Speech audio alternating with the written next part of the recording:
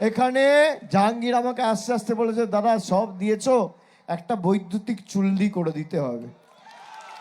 আমি ভাবলাম 4 তারিখ ফল বেরোনোর পর কিছু লোক তো হার্ট অ্যাটাক করবে, তাদের সৎকারটাও ভালো করে করা আমাদের উচিত।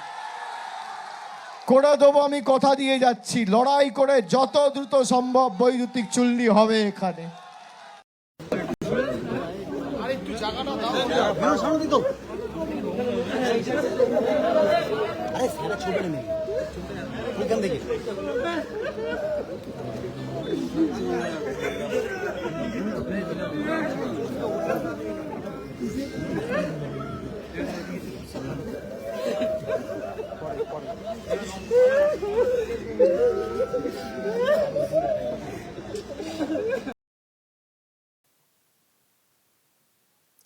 দর্শক, অভিষেক ব্যানার্জি ফলতাতে প্রচারে গিয়ে ওই মানে মেন যে ভোট হয়েছে তার আগে পরে তো ভোটটা পেছালো, মানে নতুন করে ভোটটা হলো, যার রেজাল্ট আগামীকাল।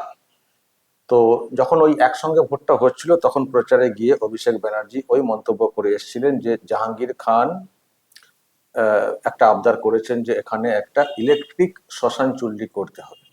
তো হ্যাঁ, ওটা আমি করে দেব, কারণ রেজাল্টের পরে তো অনেকে তো হার্ট অ্যাটাকে মানে মারা যাবেন, তো তাদেরকে তো সৎকার তো করতে হবে, তো সেটা আমি করে দেব। তার মানে রেজাল্টের পরে সৎকার করে ওনারা রেজাল্টের যে জয় সেটাকে উদযাপন করবেন, এই মন্তব্য করে এসেছিলেন।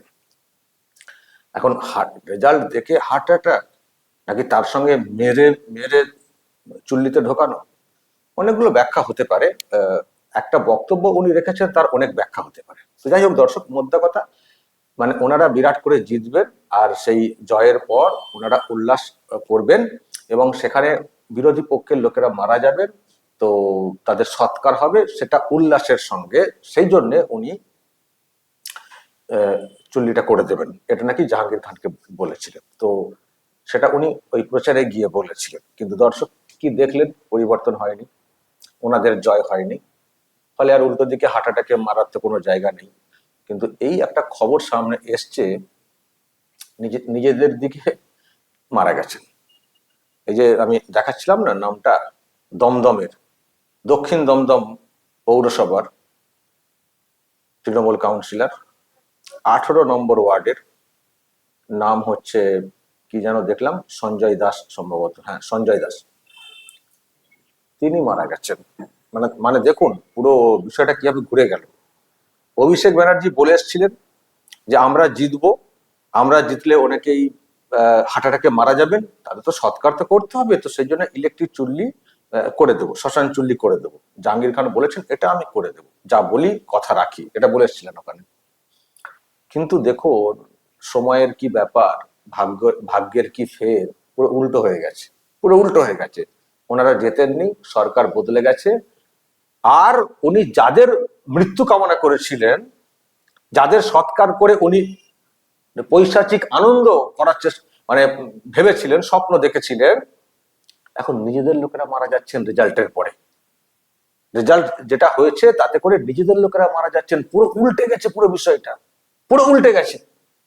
আর ওনার পিসি আবার বলতেন, নিশ্চয়ই আপনারা শুনেছেন, কথায় কথায় বলতেন গলায় দড়ি দিয়ে ডুবে মরা উচিত, তারপরে কি গলায় গামছা দিয়ে ডুবে মরা উচিত, গলায় দড়ি, এরকম বলতেন না। আজকে দেখুন দর্শক, ওনাদের দলের নেতা, তার অস্বাভাবিক মৃত্যু বলা হচ্ছে, তার নাকি দেহ উদ্ধার হয়েছে ঝুলন্ত অবস্থায়। আমি জানি না মৃত্যুর এক্সাক্ট কারণটা কি, তাকে হাসপাতালে নিয়ে যাওয়া হয়েছিল, বলা হয়েছে মৃত, ফলে এক্সাক্ট কারণটা এই মুহূর্তে বলা খুব মুশকিল, কিন্তু রহস্যজনক মৃত্যু এটা বলা হচ্ছে। তো ব্যাপারটা কি, আপনারা কি বুঝছেন? উনি বলেছিলেন হার্ট অ্যাটাকে বা অন্যভাবে মারা যাবেন, রেজাল্ট আমাদের দিকে হবে, কিন্তু রেজাল্ট হয়নি, মারা গেছে। ওনার পিসি বলেছিলেন বিজেপি লোকেদের উদ্দেশ্যে গলায় গামছা দিয়ে মরা উচিত, ডুবে মরা উচিত, নানান সব বলেছিলেন। তো এখানে যে মৃত্যুর খবরটা আসছে পুরো ওনার দলের তরফ থেকে ঝুলন্ত অবস্থায়, দেখুন তাহলে বিষয়টা কি দাঁড়াচ্ছে। আমি দর্শক দেখুন, একটা মানুষ মারা গেছেন, তার পরিবারের লোকেরা অসহায় কান্নাকাটি করছেন, কিছু ভিজুয়াল তো সামনে এসে দেখলেন। মানুষের মৃত্যু হলে খারাপ লাগে, মানুষ তো না আমরা, আমরা তো অমানুষ না, আমরা তো ওই রকম পৈশাচিক আনন্দ তো করতে পারি না, একটা মানুষ মারা গেলে করতে পারি না। আমি জাস্ট কথাগুলোকে রিকল করছি, জাস্ট দেখাচ্ছি আপনাদেরকে যে দেখুন এই নেতা কি বলেছিলেন, আর আমি ওটার দেখালাম না, শোনালাম না ওনার পিসি কি বলেছিলেন। নিশ্চয়ই আপনাদের মনে আছে, মনে করে আমি শুনিয়েছি বিজেপি লোকেদের উদ্দেশ্যে কি সব বলতেন। আর একটা কথা বলতেন, বুকে লিখে বেড়াতে হবে আমি বিজেপি করি না, আমি বিজেপি করি না, এমন অবস্থা হবে বিজেপির লোকেরা নিজেদের পরিচয় আর দেবেন না যে বিজেপি করি বলে, এইরকম অবস্থা। আর এখন দেখুন দর্শক, যা যা বলেছেন সব উল্টো হয়ে যাচ্ছে। এখন দেখবেন টিএমসি লোকেদেরকে ধরুন প্রশ্ন করলে বলা হচ্ছে না, মানে যদি বলা হয় যে আপনি কি তৃণমূলের ব্যাপারে বা তৃণমূলের সময় আপনি যে ওরকম বলেছিলেন, কেন বলেছিলেন, দেখবেন বললে এখন পাল্টি খাচ্ছেন। দেখছেন না পরমব্রত ঋতব্রতরা সব কত কি করছেন। না আমি তো চাপে পড়ে বলেছিলাম, আমার মন থেকে আমি বলিনি, পরিবর্তন না হলেও আমি পরে ওদের বিরুদ্ধে মুখ খুলতাম। পুরো একেবারে উল্টো, মানে সবাই এখন ওই তৃণমূল করি এটা আর বলতে চাইছেন না, সব এড়িয়ে এড়িয়ে যাচ্ছেন। মানে এটাও উল্টে গেছে, সব উল্টে যাচ্ছে, সরকার উল্টে গেছে, তার সঙ্গে সঙ্গে অভিষেক যা বলেছিলেন উল্টো দিকে মৃত্যু হচ্ছে। মমতা ব্যানার্জি যেভাবে মৃত্যুর কথা বলেছিলেন সেইভাবে তাদের দলের লোকেদের মৃত্যু হচ্ছে, ঝুলন্ত দেহ উদ্ধার। উনি বলেছিলেন বুকে লিখে বেড়াতে হবে বিজেপি করে না, বিজেপি করে না। এখন টিএমসির লোকেরা বলছে না না আমি টিএমসি করি না, আমি বাধ্য হয়েছিলাম, চাপে পড়েছিলাম, সহ্য করতে পারছিলাম। পুরো সব উল্টে গেছে। আমি সেই জন্য এগুলো জাস্ট দেখাচ্ছি, রিকল করাচ্ছি যে এইভাবে বলতেন আর দেখুন কি অবস্থা। ফলে সাবধান, এইভাবে আগামী দিনে কেউ বলবেন না, কারো বিরুদ্ধে এইভাবে কথা বলবেন না। এগুলো খুব সেন্সিটিভ। শ্মশান চুল্লি, ডুবে মরা, বুকে লিখে বেড়ানো মানে হুঁশিয়ারি হুমকি, এগুলো করবেন না, এগুলো করবেন না। যারা করেছে তাদের হালটা দেখুন। এক হচ্ছে ওনাদেরকে দেখানো চোখে আঙুল দিয়ে যে দেখুন আপনারা কি বলতেন আর কি হচ্ছে আপনাদের ফল, এটা দেখানো। আর দ্বিতীয়ত যারা পলিটিক্স করছেন তাদেরকে সতর্ক করা। আবারও বলছি, আমার তো কোনো পার্টি নেই, আমরা পরিবর্তন চেয়েছিলাম, পরিবর্তন এসছে, বিজেপির লড়াইটা দেখেছিলাম, তার পক্ষে অনেক বেশি খবর গেছে, সরকার এসছে, ভালো। এখন আমরা এই সরকারকে ব্যবহার করতে চাই উন্নতির জন্য, এই তো আমাদের উদ্দেশ্য। কিন্তু যারা শাসন ক্ষমতাতে এসছেন তাদেরকে কিছু সবক শেখানোটাও জরুরি, বা কিছু দিক। আমরা বিরাট আমরা শিক্ষক সেটা দাবি করছি না, এতটা রেগে রেগে যাবেন না। বলছি আর কি যে কিছু কিছু বিষয়কে আপনাদের নজরে রাখাটা উচিত, সেই জন্য আমি রাখছি। যে ওনারা বলেছেন, সুতরাং আপনারা কিন্তু ওইভাবে হাঁটবেন না, ওই রকম কথা বলবেন না। দেখেছেন তো ওনাদের কি হাল, আপনাদেরও সেই হালটা হতে পারে। আর মানুষের মৃত্যু নিয়ে পৈশাচিক আনন্দ করবেন না, কাউকে মৃত্যুর পথে প্ররোচনা দেবেন না, আর উস্কানি দেবেন না। এগুলো মানে যারা করে গেছেন তাদেরকে এবং যারা শাসন করছেন তাদের উদ্দেশ্যে বলার। সেই জন্য আমার এইগুলোকে বারবার ফিরিয়ে ফিরিয়ে দেখানো, কারণ আমাদের উদ্দেশ্য এই বাংলাতে একটা নতুন সিস্টেম চালু হোক। যে ফেজ আমরা দেখে এসছি ওই রকম সংস্কৃতি আর যেন না থাকে।